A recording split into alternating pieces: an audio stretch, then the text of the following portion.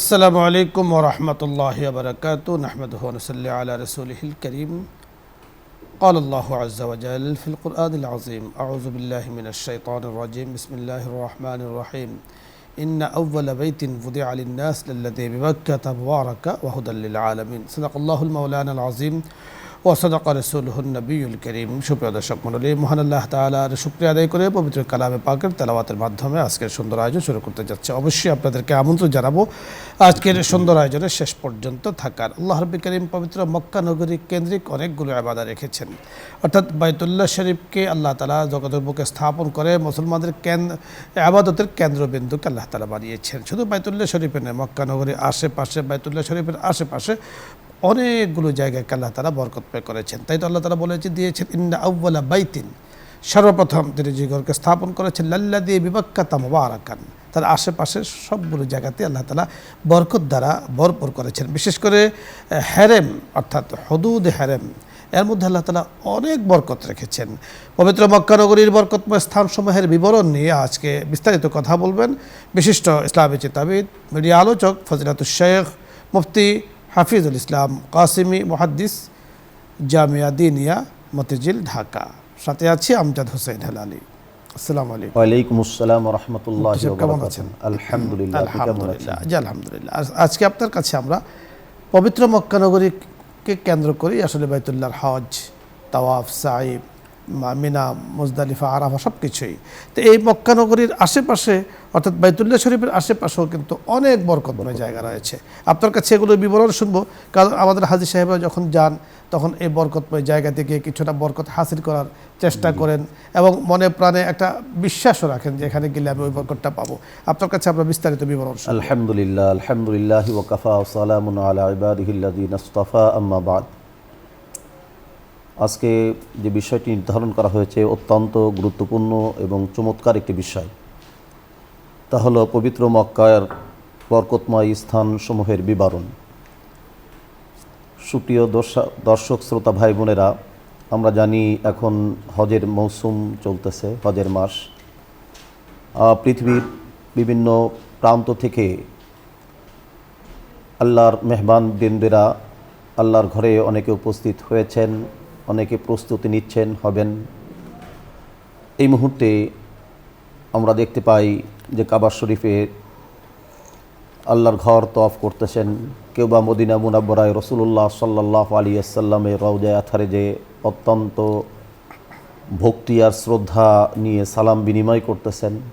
সেই মুহূর্তে আমরা কাবা শরীফের মক্কা নগরীর বরকতময় স্থানের আলোচনা নিয়ে আসছি। পবিত্র মক্কা নগরী পৃথিবীর শ্রেষ্ঠতম বরকতময় স্থান, যার বরকতের কথা আল্লাহ রাব্বুল আলামিন কোরআনে কারীমের মধ্যে ঘোষণা করেছেন ইন্না আউওয়ালা বাইতিন উযিয়া লিন-নাস লাল্লাযী বিবাক্কাতা মুবারাকা। এই বরকতের কথা আল্লাহ রাব্বুল আলামিন কোরআনে কারীমের মধ্যে ঘোষণা করেছেন। মক্কা নগরীর বরকতময় স্থানের অন্যতম হলো, কেন্দ্রবিন্দু হলো কাবা শরীফ। এটা প্রথম ঘর আল্লাহ রাব্বুল আলামিন নির্মাণ করেছেন এবং এই ঘরের নির্মাণের পরে এই ঘরের তওয়াফের কথা কোরআনে কারীমে আল্লাহ তাআলা বলেছেন ওয়ালিয়াত্তাওয়াফু বিল বাইতিল আতীক। এই ঘর 7 বার প্রদক্ষিণ করলে একটা তওয়াফ হয়।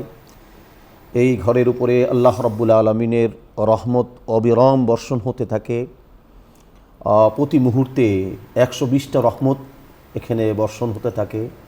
যারা তওয়াফ করে তারা 60টি রহমত পায়, যারা নামাজ আদায় করে কাবার ঘরকে সামনে রেখে তারা 40টা রহমত পায়, আর যারা শুধু চেয়ে থাকে তারাও 20টা রহমত পায়। প্রতি মুহূর্তে 120টা রহমত এখানে বর্ষণ হচ্ছে। সুবহানাল্লাহ। এই কাবা ঘর কেন্দ্রিক রয়েছে মসজিদে হারাম, যে মসজিদে হারামের কথা আল্লাহ রাব্বুল আলামিন কোরআনে কারীমের মধ্যে বলেছেন সুবহানাল্লাযী আসরা বিআবদিহি লাইলাম মিনাল মসজিদিল হারাম। এই মসজিদে হারামের কথা আল্লাহ রাব্বুল আলামিন বলেছেন। এই হারাম এত মর্যাদাপূর্ণ মসজিদে হারাম, এখানে 1 রাকাত নামাজ পড়লে 1 লক্ষ রাকাত নামাজের সওয়াব আল্লাহ রাব্বুল আলামিন দিয়ে দেন এখানে। এই মক্কা নগরীতে কাবা কেন্দ্রিক রয়েছে হাজরে আসওয়াদ, একটা কালো পাথর, যে কালো পাথরে চুমা দেওয়ার জন্য মানুষ ব্যাকুল হয়ে থাকে। সবসময় দেখা যায় মৌমাছির মতো গুঞ্জন এবং মানুষের আনাগোনা সেখানে থাকে।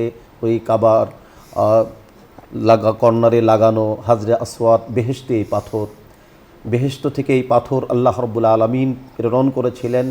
এই পাথরের গুণগান এমন দিয়েছিলেন, এই পাথরে চুমা দিলে তার গুনাহখাতা মাফ হয়ে যায়। সুবহানাল্লাহ। রাসূলুল্লাহ সাল্লাল্লাহু আলাইহি ওয়াসাল্লাম এই পাথরে চুমা দিয়েছেন। হাজি ভাই বোনেরাও এই পাথরে চুমা দেওয়ার চেষ্টা করেন, অনেকে দিয়ে ফেলেন, অনেকে ব্যাকুল আশা নিয়ে আগ্রহ নিয়ে সামনে অগ্রসর হন।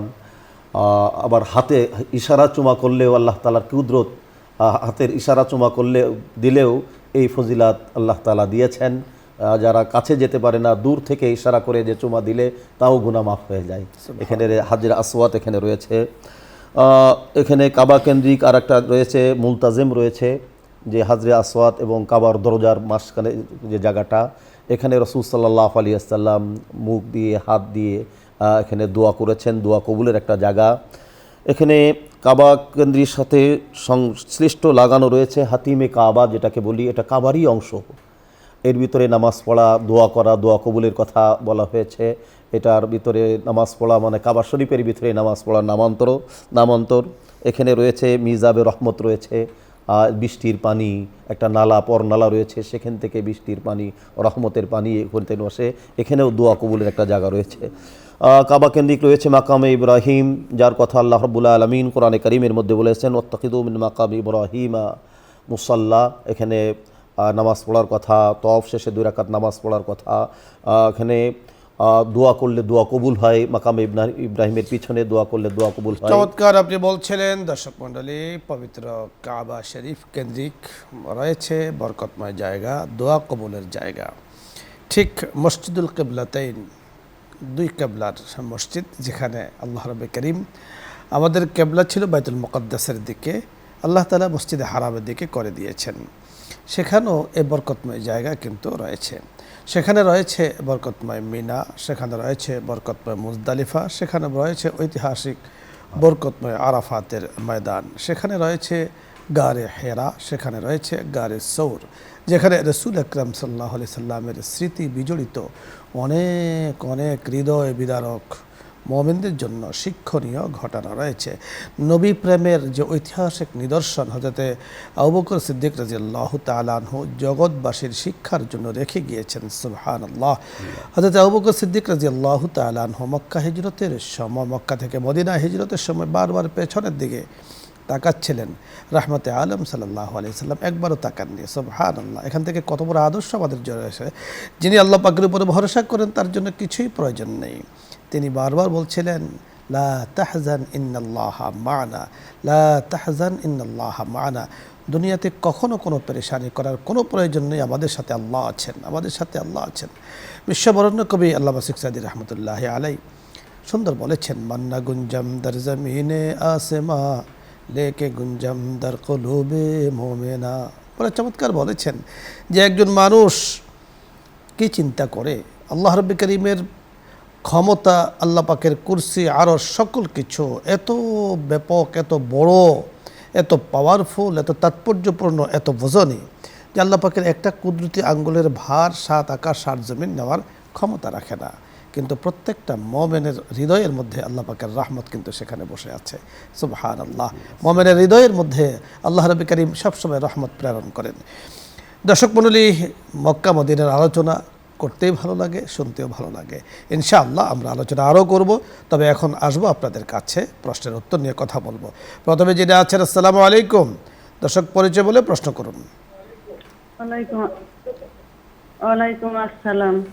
হুজুর, আমার একটা প্রশ্ন, আমি ওযু করার 3 বারের বেশি কি পানি ধোয়া যায়? আমার 2 এক সময় মনের ভিতর খালি মনে হয় যে 3 বার নিলাম না 2 বার নিলাম, হঠাৎ ভুলে 2 এক সময় যদি 4 বার নেই, হাতে মুখে কিংবা গালে মিশি। আমরা বুঝতে পেরেছি, ধন্যবাদ। আমরা কথা বলছি পরের দর্শক। জি, আসসালামু আলাইকুম। আসসালামু আলাইকুম। ওয়ালাইকুম আসসালাম ওয়া রাহমাতুল্লাহ। হুজুর, আমি সুনামগঞ্জ দরমপাড়া থেকে ইউনুস বলছিলাম। জি ইউনুস ভাই, আমার একটি প্রশ্ন হুজুর। প্রথম প্রশ্নটা হলো যে মুতারাম বলছিলেন খানায়ে কাবায় 1 রাকাত নামাজ পড়া বাহিরে 1 লক্ষ রাকাতের সওয়াব আল্লাহ রাব্বুল আলামিন দিবেন। প্রশ্ন হলো আমার যে খানায়ে কাবার এই মর্যাদা কতটুকু স্থান ব্যাপী বিস্তৃত, কতটুকু জায়গা নিয়ে কাবা করে এই জায়গা আমি বিস্তৃত যে এই জায়গার মধ্যেও আপনার এই আমরা বুঝতে পেরেছি ইউনুস ভাই, আমরা কথা বলছি, আপনি শুনতে থাকুন। পরের দর্শক, আসসালামু আলাইকুম। হ্যালো, আসসালামু আলাইকুম। ওয়ালাইকুম আসসালাম ওয়া রাহমাতুল্লাহ। আপনার প্রশ্ন বলুন। আমি কি করব? জি, প্রশ্ন বলুন। আসসালামু আলাইকুম। ওয়ালাইকুম আসসালাম। আমার 2-3টা প্রশ্ন ছিল। ওই যে সূরা ওয়াকিয়া আর মুলক আমি ঈশার পরে একবারে পড়ি, তাতে কি হবে না আলাদা আলাদা পড়তে হবে? জি, আর ওই যে ফাকুল তুস্তাগফিরু রাব্বাকুম ইন্নাহু কানা গাফফারা, এইটা তো আমি পরে অর্থ দেখছি যে এইটা হইলে যে ইস্তেগফার পড়তে হবে সেইটা, কিন্তু আমি অনেক আগে থেকে যে সাইদুল ইস্তেগফার পড়ি, তারপরে এইটাও পড়ি, এতে কি কোনো সমস্যা হবে? আর ওই যে নামাজের যখন নিষিদ্ধ সময় শুরু হয় তখন কি এমনি দোয়া কালাম পড়া যাবে নামাজ শেষ করার পর?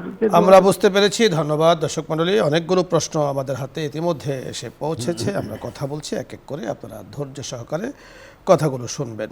মোহতারাম, প্রথম যে প্রশ্নটি করেছেন যে অজু 3 বার করার কথা বলা হয়েছে, কোনো কারণে যদি বেশি হয়ে যায় বা কম হয়ে যায় এতে কোনো সমস্যা আছে? আসলে মূলত হলো উজুতে যে ফরজ ধৌত করা, ফাগসিলু উজুহাকুম, আল্লাহ তাআলা কোরআনে কারীমের মধ্যে বলেছেন ওয়াইদিয়াকুম, মুখ ধোয়ার কথা, হাত ধোয়ার কথা, পা ধোয়ার কথা যে কোরআনে কারীমের মধ্যে বলা হয়েছে, এটা হলো যে এই অঙ্গটা যাতে শুষ্ক না থাকে, একবার ধুললে তার ফরজিয়াত আদায় হয়ে যায়। ভালো করে যদি একবার ধুই তাহলে ফরজিয়াত আদায় হয়ে যায়। আর 3 বার ধোয়া এটা হলো সুন্নাহ। এখন যদি কেউ ভুলে বা 3 বারের বেশি ধুয়ে ফেলে তাতে অসুবিধা নেই। তবে আমরা একটু বলবো যে এখানে অনেক সময় ওয়াসওয়াসাও কাজ করে যে আমি 3 বার ধোলাম, ধোয়াটা হলো কিনা বা 3 বার হলো কিনা। শয়তান এর মাধ্যমেও ইসরাফে মা, অর্থাৎ পানিকে বেশি খরচ করার একটা আমার দ্বারা একটু সে করায় নিল, এতে করে পানি বেশি নষ্ট হলো, অন্য আরেকজন মুসল্লির জন্য সেটা উপকার হতো, সেটা থেকে সে বঞ্চিত করলো, এতে শয়তান খুশি। জি জি, এর জন্য এই ওয়াসওয়াসা থেকে বেঁচে থাকতে হবে। হুদুদে হারাম, 1 লক্ষ রাকাতের যে সওয়াব সেটা হুদুদে হারামের মধ্যে হতে হবে। এটা একটা বেষ্টনী আছে, সে বেষ্টনীর মধ্যে যদি নামাজ পড়ে এবং জামাতের সাথে পড়তে হবে তাহলে এই সওয়াব পাওয়া যাবে। 1 রাকাতে 1 লক্ষ রাকাতের সওয়াব। দেখুন, আমি নিজে দেখেছি মক্কাতেও এবং মদিনাতেও বাইতুল্লাহ শরীফের চতুর্পাশে হুদুদে হারাম লেখা আছে, বড় সাইনবোর্ডে কিন্তু একবারে খোদাই অক্ষরে লেখা আছে হুদুদে হারাম বা হুদুদুল হারাম, সেখানে লেখা আছে এই এলাকার ভেতরে নামাজ পড়তে হবে, তাহলে সওয়াবটা পাওয়া যাবে।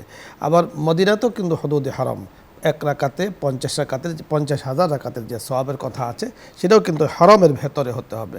বোঝা গেল ইউনুস ভাই আপনার মাধ্যমে যে আলোচনার সুযোগ পেয়েছি যে খানায় কাবাতে নামাজ পড়লে যে সওয়াব আর হুদুদের ভেতরে নামাজ পড়লো কিন্তু একই সওয়াব, তবে বা জামাত। আমাদের মা বোন যারা আছেন তাদের জন্য কিন্তু জামাতে প্রয়োজন, জামাতের দরকার, তারা এইভাবে হোটেলে বসে পড়লেও এই সব অধিকারী হয়ে যাবেন। আরেকটি প্রশ্ন করেছেন আমাদের এক বোন, তিনি প্রশ্ন করেছেন যে সূরা ওয়াকিয়া, সূরা মুলক এটা পড়ার কথা এশার পরে একসাথে পড়েন। হাদিসের মধ্যে সূরা ওয়াকিয়ার ফজিলতের কথা রাসূলুল্লাহ সাল্লাল্লাহু আলাইহি ওয়াসাল্লাম বলেছেন, সূরা মুলকের ফজিলতের কথাও বলেছেন। সূরা ওয়াকিয়া পড়লে রিজিকের তঙ্গি দূর হয়ে যাবে, অভাব অনটন দূর হয়ে যাবে। আর সূরা মুলক তো আমরা জানি কবরের আযাব সব দূর হয়ে যাবে। বা এশার রাতে যদি পড়ে, রাতের পড়ার কথা আছে, এশার পরে পড়লে কোনো সমস্যা নেই, সওয়াবটা উনি পেয়ে যাবেন। জি। সাইয়্যিদুল ইস্তিগফার পড়েন, একটি দোয়ার কথা উনি বলেছেন, সে দোয়াটাও পড়েন, কোনো সমস্যা নেই। তুস্তাগফিরু রাব্বাকুম ইন্নাহু কানা গাফফারা, দোয়া কোরআনের আয়াত পড়লে তো সওয়াব আছে, আর সাইয়্যিদুল ইস্তিগফার তো সাইয়্যিদুল ইস্তিগফার। আওকাতে মামনুআ 3 ওয়াক্ত নিষিদ্ধ ওয়াক্তে যদি নামাজ তো পড়া নিষেধ, আমাদের বোন জানেন, বাট দোয়া কালাম পড়তে পারবে, দোয়া পড়া কোনো সমস্যা নেই। পরের দর্শক, আসসালামু আলাইকুম ওয়া রাহমাতুল্লাহ। ওয়ালাইকুম সালাম ওয়া রাহমাতুল্লাহি ওয়া বারাকাতুহু। জি, প্রশ্ন। দরুদ এবং আয়াতুল কুরসি এটি রোজু ছাড়া কি পড়া যায়? জি, হ্যাঁ, ধন্যবাদ, আমরা বুঝতে পেরেছি। পরের দর্শক, জি আসসালামু আলাইকুম। ওয়ালাইকুম সালাম। কথা বলো। কে বলছিলেন? প্রশ্ন বলুন। ইমানের শাখা প্রশাখা কয়টি? ইমানের শাখা প্রশাখা কয়টি? ধন্যবাদ। আমরা আলোচনা করছি পরের দর্শক জি। আসসালামু আলাইকুম রহমতুল্লাহ। ওয়ালাইকুম আসসালাম। প্রশ্ন বলুন।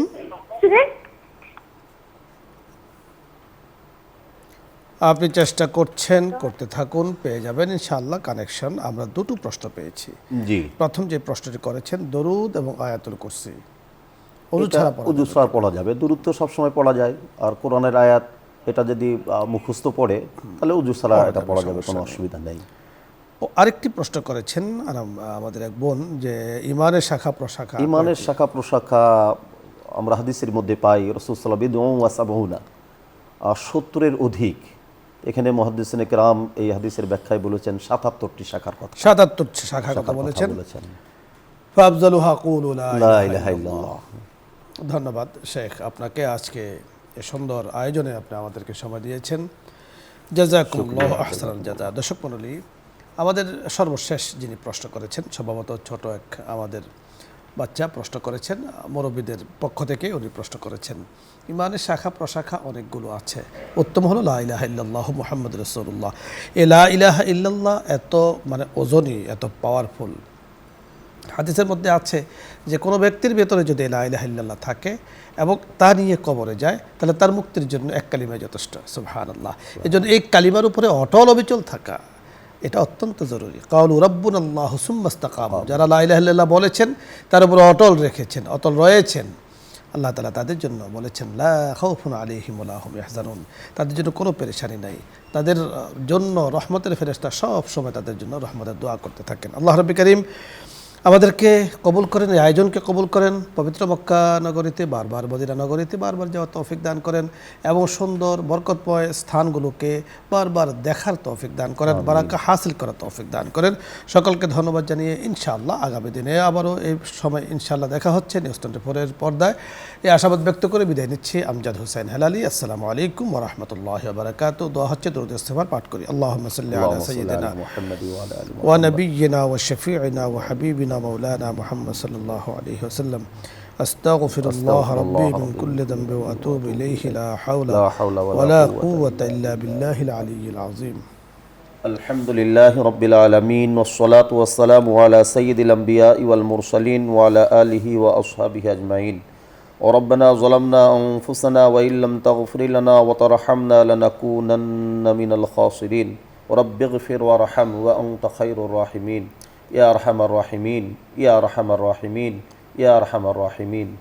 দেশ বিদেশ যেখান থেকে আমরা আয় আল্লাহ এই ফুলন্ত বিকালে আপনার শাহী দরবারে হাত তুলেছি, মেহেরবানি করে আপনি আমাদের সকলের গুনাহ খাতা আপনি মাফ করে দেন, আমাদের জীবনের সমস্ত ভুল ত্রুটিগুলো আপনি ক্ষমা করে দেন। আল্লাহ বাবা আদম থেকে শুরু করে অদ্যাবধি যত মুমিন মুমিনাত, যত মুসলিম মুসলিমাত অন্ধকার কবরে মাটির নিচে শুয়ে আছেন, সকলকে আপনি মাগফিরাত দান করে দেন। আল্লাহ বিশেষ করে আমরা যারা হাত তুলেছি, আমাদের অনেকের আব্বাজান দুনিয়াতে নাই, অনেকের আম্মাজান দুনিয়াতে নাই, অনেকের আত্মীয় স্বজন হয় মুরব্বী দুনিয়া থেকে চলে গেছেন। আয় আল্লাহ মেহেরবানি করে সকলকে আপনি মাগফিরাত দান করে দেন। আয় আল্লাহ পবিত্র হজের মাস সময়ে আল্লাহ তাদের সকলকে আপনি ক্ষমা করে দেন। বিশেষ করে আল্লাহ আমাদের আল্লাহ চেয়ারম্যান স্যার, তার পরিবারের যারা দুনিয়া থেকে চলে গেছেন, সকলকে আপনি মাগফিরাত দান করে দেন, তাদের কবরকে আপনি জান্নাতের বাগিচায় পরিণত করে দেন। আয় আল্লাহ যারা জীবিত আছেন, যাদের আব্বা আম্মা, সকলকে হায়াতে তৈয়বা দান করে দেন। যারা অসুস্থ আছেন তাদের প্রত্যেকে আপনি সুস্থতার নিয়ামত দান করে দেন। আয় আল্লাহ নিউজ 24-এর পরিবারের সকলকে সিহাত ও আফিয়াত দান করে দেন। আয় আল্লাহ চেয়ারম্যান স্যারের আয় আল্লাহ হায়াতের মধ্যে বরাকা দান করে দেন। আয় আল্লাহ রিজিকের মধ্যে বরকত দান করে দেন, ব্যবসা বাণিজ্যের মধ্যে খায়র ও বরকতের ফয়সালা করে দেন। আয় আল্লাহ এই অনুষ্ঠানের সাথে যারাই যেভাবে সংশ্লিষ্ট, সকলকে আপনি আয় আল্লাহ দুনিয়া এবং আখেরাতে উত্তম থেকে উত্তম প্রতিদান আপনি দান করে দেন। আয় আল্লাহ যারা আমরা আজকে যে বিষয় নিয়ে আলোচনা করেছি, আয় আল্লাহ বারবার মক্কা মদিনায় যেতে মনে চাই। আল্লাহ আমাদের প্রাণের আয় আল্লাহ আমাদের প্রাণের স্পন্দন মক্কা, আয় আল্লাহ মদিনা, আয় আল্লাহ বারবার যাতে আমরা যেতে পারি সেই তৌফিক দান করে দেন। আমাদের দেশ থেকে সহ আয় আল্লাহ বিশ্বের মুসলিম উম্মা যে যেখান থেকে আসছেন, আয় আল্লাহ সকলকে আল্লাহ হজ্জে মাবরুর নসিব করে দেন, হজ্জে মাবরুর করার তৌফিক দান করে দেন। আয় আল্লাহ আমাদের দেশ থেকে যারা গিয়েছেন, যারা যাওয়ার প্রস্তুতি নিচ্ছেন, যাবেন, সকলকে আল্লাহ নিরাপদে সিহাত ও আফিয়াতের সাথে হজ করার তৌফিক দান করে দেন। আয় আল্লাহ যারা যেতে পারেননি, আয় আল্লাহ একবার হলেও আপনি যাওয়ার তৌফিক দান করে দেন। আমাদের দেশের মধ্যে আপনি খায়র ও বরকতের ফয়সালা করে দেন। সব ধরনের বিপদ আপদ বালা মুসিবত থেকে আপনি মুক্তি দান করে দেন। আয় আল্লাহ, সব ধরনের বিপদ আপদ বালা মুসিবত থেকে আপনি মুক্তি দান করে দেন। সাল্লাল্লাহু আলান নবিয়্যিল উম্মি ওয়া আলিহি ওয়া সাল্লিম তাসলিমা। আমিন বিরহমাতিকা ইয়া আরহামার রাহিমিন।